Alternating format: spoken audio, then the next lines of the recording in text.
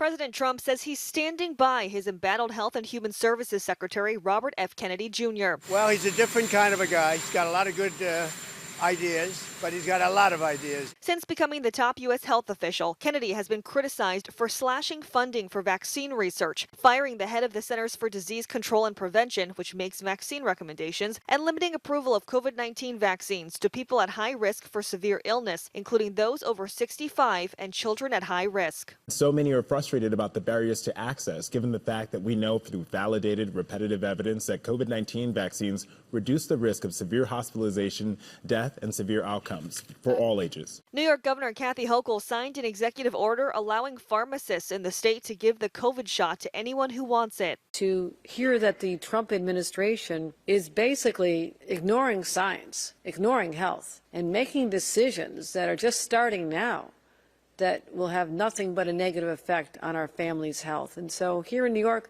I can't sit on the side and let that happen. Pennsylvania Governor Josh Shapiro also announced protections to ensure access to COVID vaccines across the state. Kennedy has claimed childhood vaccines are linked to autism, despite numerous studies showing there is no evidence of a link. The president said vaccines work, but is allowing Kennedy to come up with answers. You know, normally they don't have any ideas, and that's why we have problems with autism and so many other things, because we're coming up with the answers for autism. You watch. We're coming up with the answers for other things. This as Florida became the first state to move towards eliminating all vaccine mandates, including school mandates for children. Jacqueline Lee, ABC News, Los Angeles.